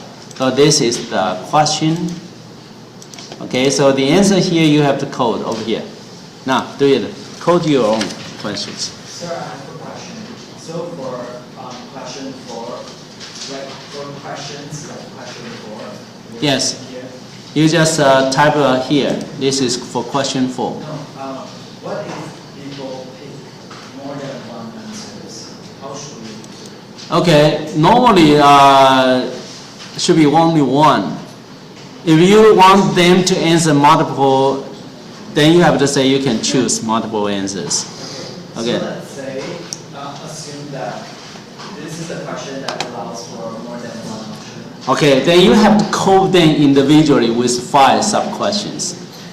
Yes, no answer for each of the choices. That's for multiple choice. But that's another story. Let's simplify it. Okay, now please code the first set. Your first answers for there.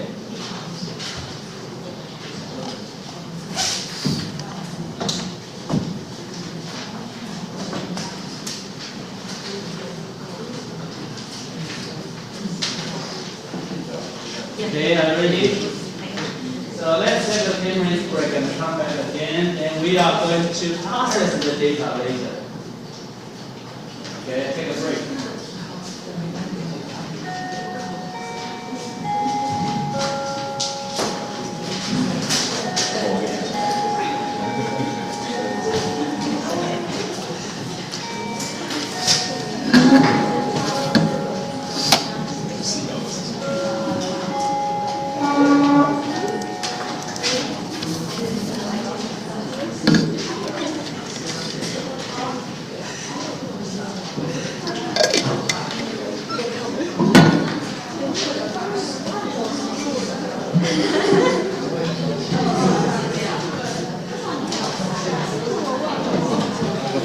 Yes. I have a question about this part. So this for number 1 question, right?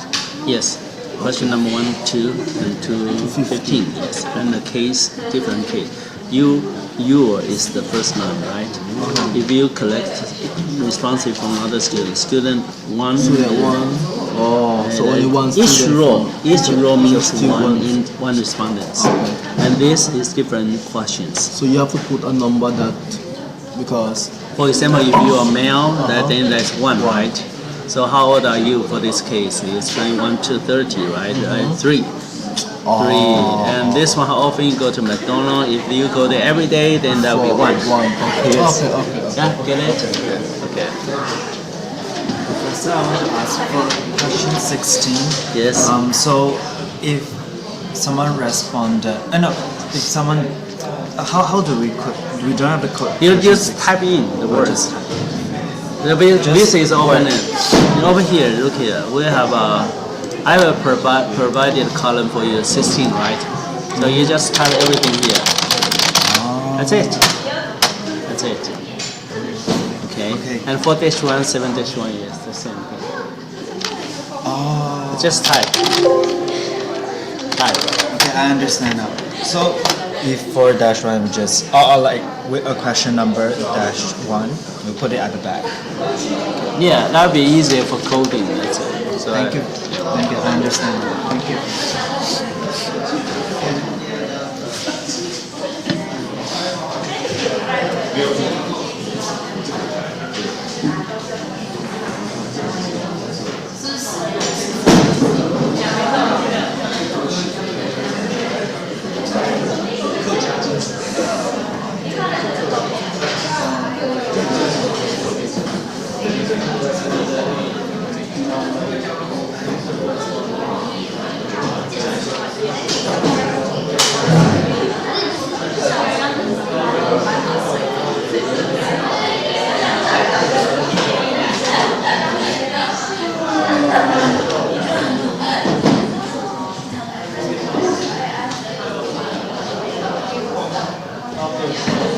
Like just typing in there. See, just type, and then after that for this one also just type. If someone actually responded, just type inside. How do you treat those that is ordered just with the? I will do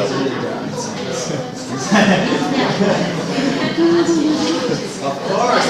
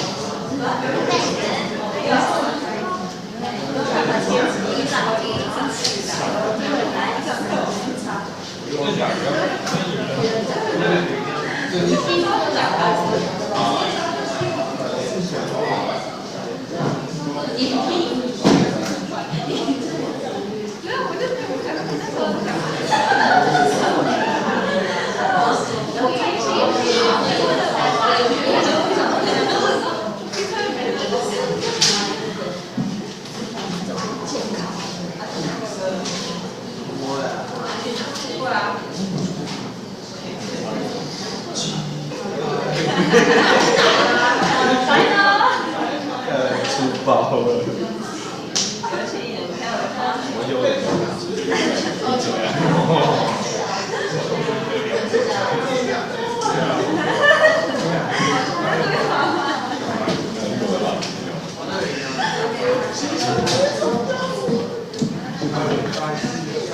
不行，会走到外面。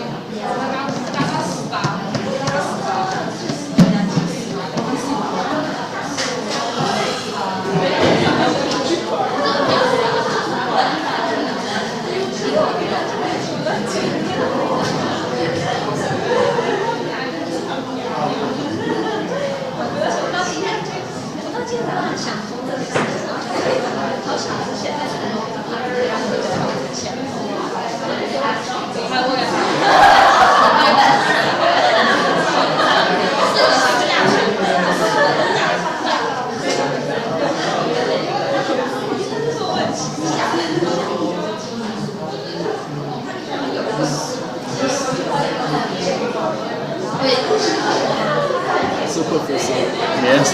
for the interviews, right? It's the same process. It's a little bit different. Yeah, it's qualitative coding is coded by theme code, the central ideas. So you have to give each of the passage with simple ideas. Okay. Next semester you are going to take the qualitative analysis. You will So we learn how to. yeah, then has a very clear process for coding.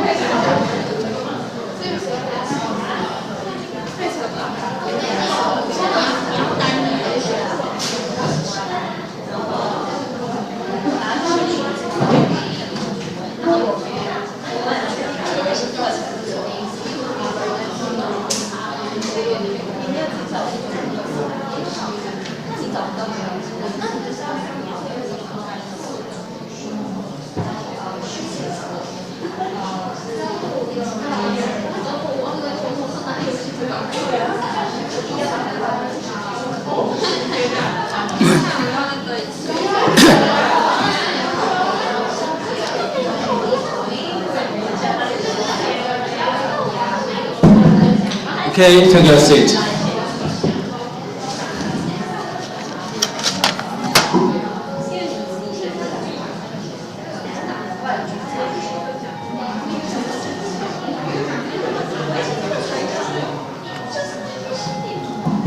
Okay, now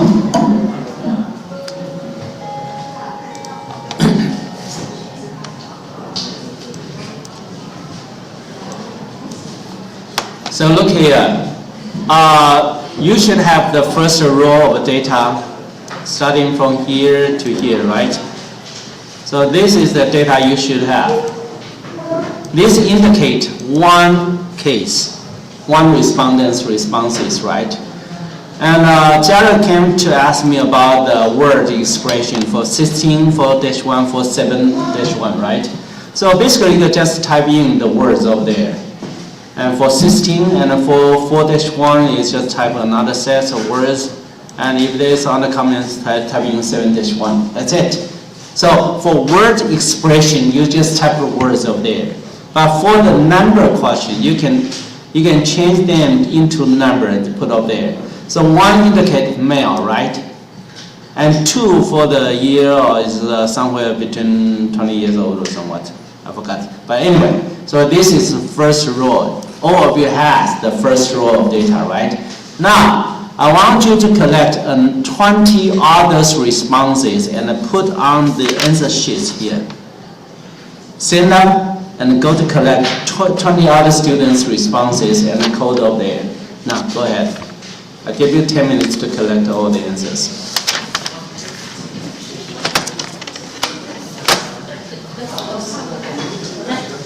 Yeah. 才20个啊 just half of the student population. Okay.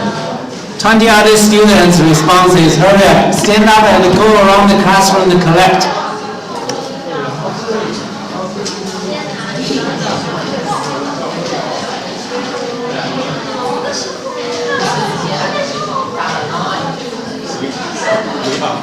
Hurry up, hurry up.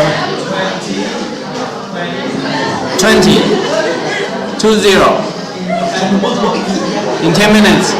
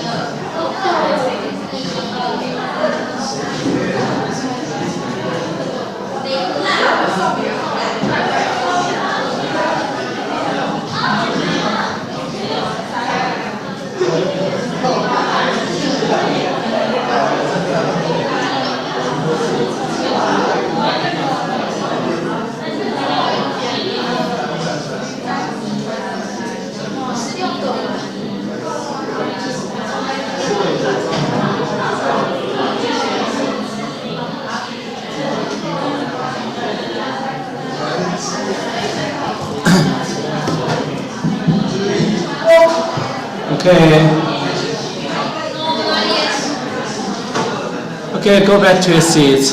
You have collected enough.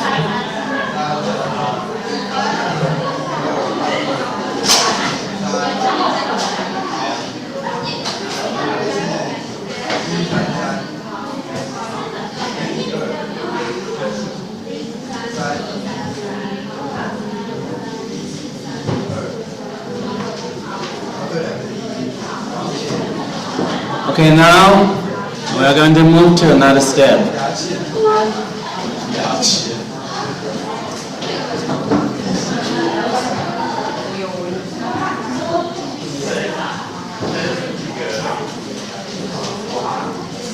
Okay, now you need to use a computer program, Excel, to type in to key in all the data you have collected. numbers over here. So I want you to create a very, very similar table just like this one. So here is the case number 1, case 1 to case 20 something.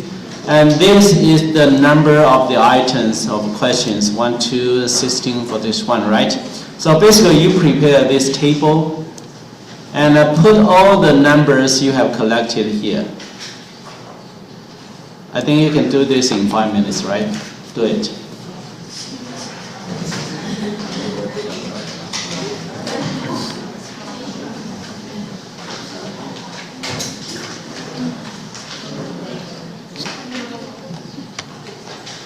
Does it have to be in a new form? Huh? A new page. We insert the data in a new page. Yes. Sure. It's a new page, it's new worksheet.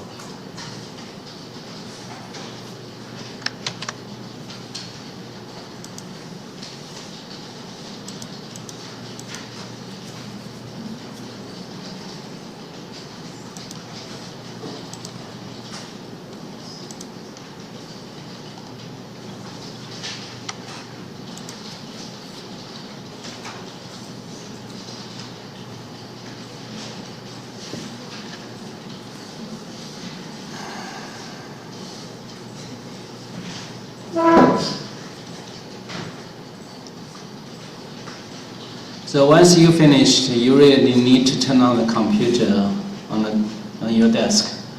So you need to turn on the computer on the desk. Because we're going to use another program, SPSS.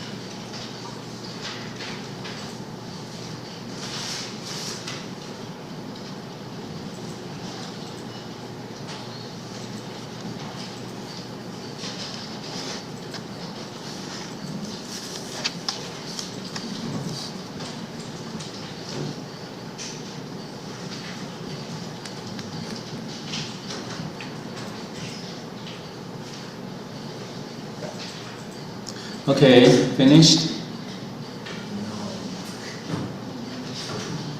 Let's assume you are finished. Because this is a very mechanical process. The only purpose for you is to produce the very similar spreadsheet here, okay? Is it okay if we don't produce, like, for this time, like, try out that? Yeah, okay, everything you feel fine. But let's stop here. Stop. Because we do not have too much time left we still have only 20 minutes. I would like to introduce you the use of our classroom in the cloud. There are a lot of software programs that you can use, including SPSS. You can use from our virtual machine crowd over there. So I want you to go here. Type in Wenzhou VDI Classroom in the search column. You can use any platform, smartphone or notebook or everything. Just type Wenzhou VDI Classroom. This one.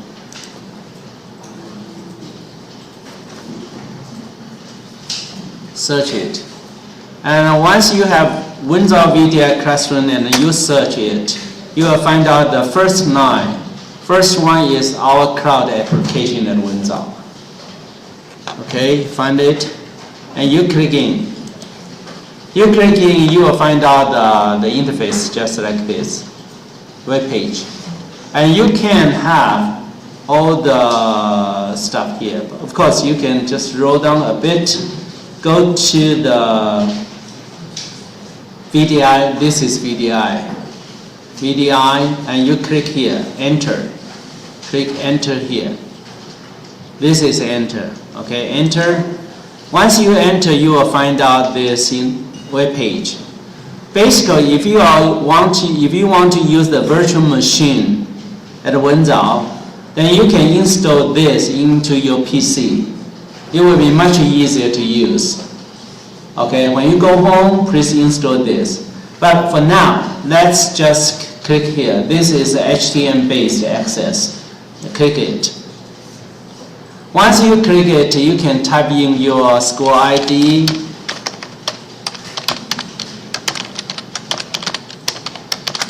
and you can log in into the virtual machine Horizon.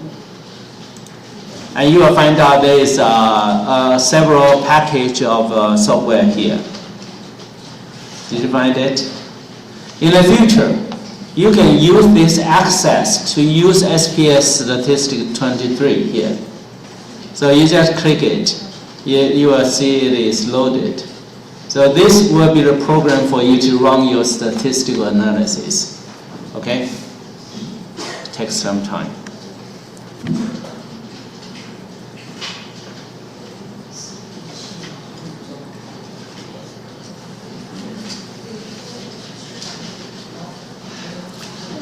Well, to save our time, I just give you what it looks like. It will look something like this. Something like this. Did you notice that the data you just entered, is that right? Let me make a comparison for you. See, this is the raw data. This is raw data that we have, right? Raw data. And this is the data we put into the SPSS program. SPSS program over here. Okay? Before you can just copy and paste all the numbers over here, you have to prepare the code book for the SPSS. Let's look here. This is the code book for the SPSS. Do you see this one? There are the variable name, the type of the data, the width of the column, whether we need to use the digital number, and this is a variable name, right? The label for the variable. And you see that there is look here, 0 for female, 1 for male. Is that right? You can see the similarity. And you can see here, 1, 2, 3, 4, 5. Is that right? Okay. Basically, you have to prepare the code book so that you can make sense of the number here. Let me enlarge this for you. So we have, but now we have a number here, right? But what is the meaning of the number? There's a tag here. See, this is the meaning of the number. And we can take it back. You can see this one. Is that right? So the meaning of the number appear over there. Kind of interesting, right? So basically, you are keying the number. You are keying the number, but it will appear the label if you really want to use the label to visualize the context. But that's another story. But before you can make this happen, you have to edit the code book here. This is the code book. Let's see the context of the code book compared to the one we have. Do you see that they are very similar? This is in Excel, right? So basically, once you prepare the code book in Excel, you can easily transform, you convert it to the SPSS by following this protocol, just type in. So you see 0, if we take this away, let me take this away for you. So there's nothing here. I'm sorry. If I take this away and make sure there's nothing, right? Nothing over here, nothing. Then I started the code. I look here, this is 1 for male, 0 for female. So I can add here 1 for male and add new, and 0 for female, and I add it and make sure. So look here, the label for 0 and 1 changed to female and male, right? So let's see this one, it will change too. This is 1, 0, right? Let's see the label. It became male and female. You see that? So basically, in next semester, when you learn the use of the package, you will learn the very, very basic process. Create the code book first. This is the code book. And this is the data. This is the data. And data, the only thing you need to put is these numbers. Put up there. And it will automatically for you to do a lot of analysis for you. Okay, what is the use of SPSS? You may wonder, and why should I put up here? Can I just use my hands to calculate? The answer is yes, of course you can, but it will be very difficult for you to do it correctly. But now, for example, how about let's compare the difference between male and female on, let's say, okay, how about this one? Okay, what is their preference? We have here, whoops, not this one, sorry, the other one, this one. Okay, let's compare the difference between male and female on, how do you think of the price? Okay, it's reasonable or not, right? Okay, and so I try to understand the reasonable of this. Okay, let's try. Can we do this? Yes, we can use analysis. This is data analysis. And we can compare the difference. We can t-test. T-test by, we can compare male. So this male 0, 0 and 1. And we can compare, let's say, do you think that is a good one to represent Cai Yilin? Okay, let's see what happened to this. And this is the output we have. Very simple. So remember, when we do statistical analysis, once again, there are two different kinds of statistics. One is statistics. You have to learn how to calculate standard deviation, variances, t-value, f-values, p-values. There are a lot of values for you to calculate. But fortunately, now you don't have to. The only thing you need is to use the mouse and click, oops, sorry. Just click it. You see, there's no mystery here, right? Look here, let me do this one more time for you. Now I'm asking, what is the difference of male and female on a certain issue? Okay, go to analyze it. So I compare the mean, right? Mean. And I know there's a t-test there available for comparing difference between male and female. So I take this in, okay, male and female. I take this in. I define the number of groups I want to compare. Okay, fine. And what is the things I want to compare? Let me compare, okay, environment, okay? And, okay, that's it. That's the things we need to do. It will all produce all the numbers for you. That's it. So we can see very easy from this chart. Okay, how many female are there? 12. Male, 6. The average for female is 1.735 and 1.83, right? Are these numbers different in terms of significant difference 有没有显著差异 We go continually ask, oh, this is the probability 0.0771. It means that the probability of these two numbers being the same in terms of statistical analysis is 77.1%. They are almost the same, right? So there is no significant difference between these two. That's it. So remember, I want to tell you another kind of statistical analysis. We call applied statistical analysis.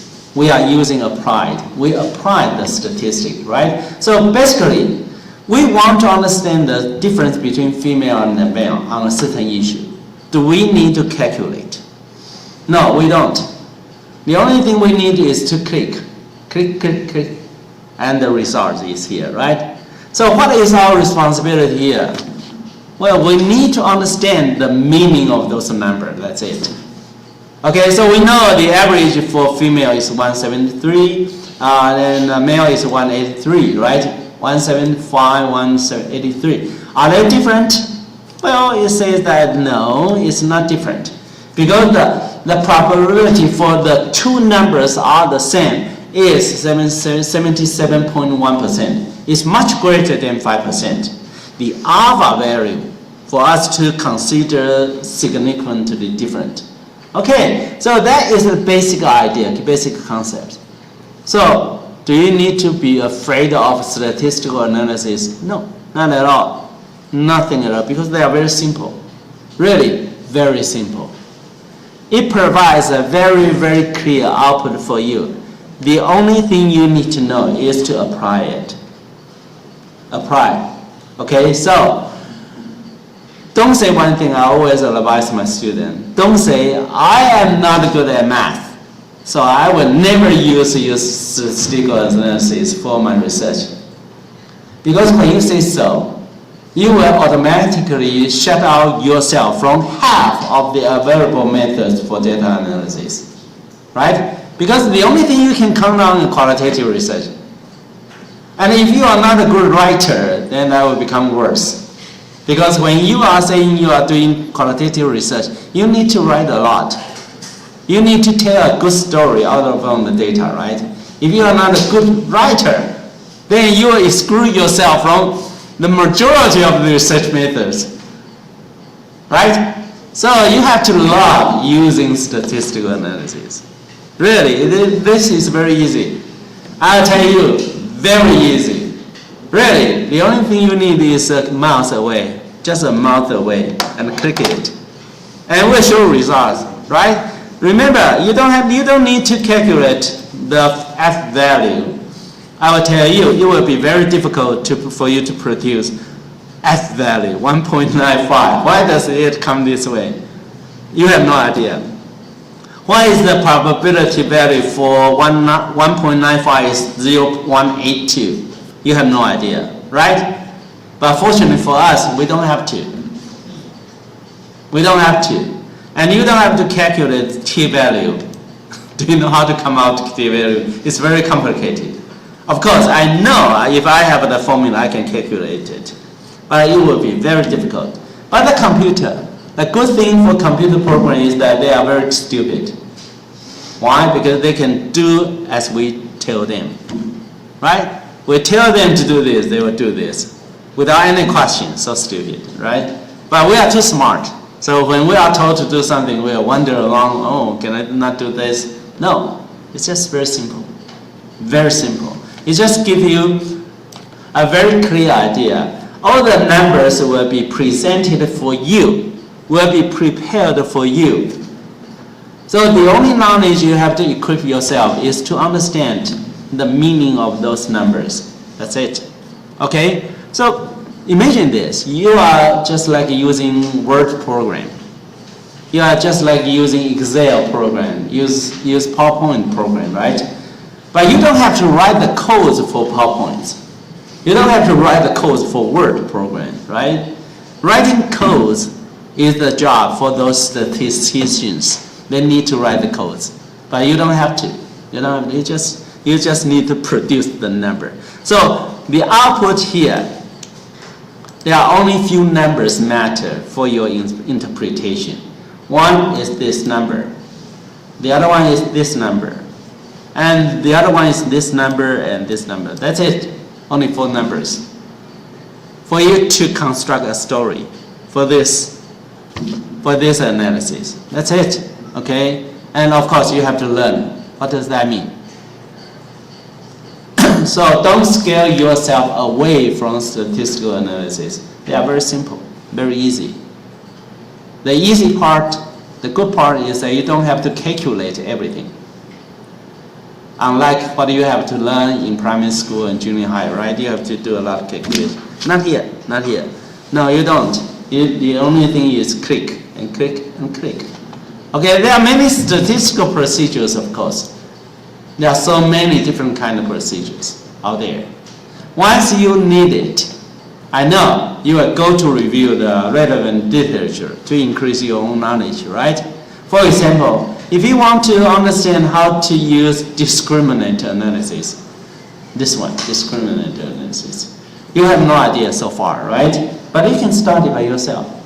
You know the function, the purpose, the operation, the function, and the interpretation procedure for this one. By just reading literature, educate yourself. Okay? If you have no idea about how to do, let's say, regression, this is linear regression, very simple. Regression analysis. Tell the relationship between x and y. That's it. Then, how to do it?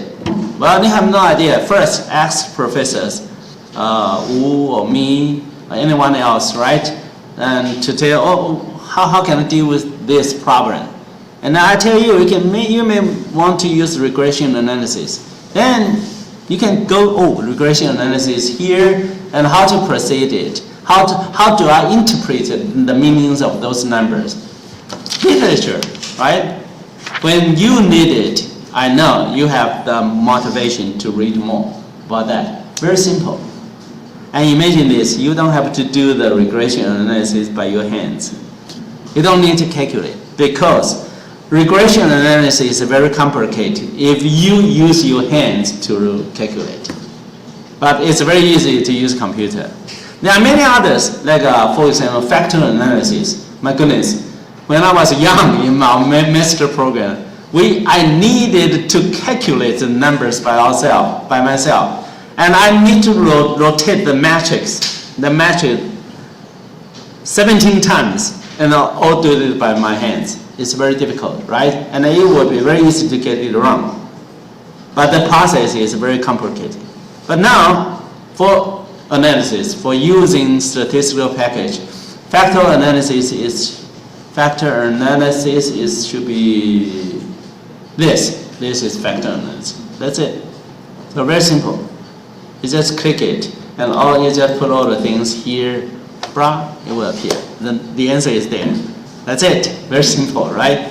And answer is there. The requirements for you is to know how to interpret those the meanings of those numbers. That's it.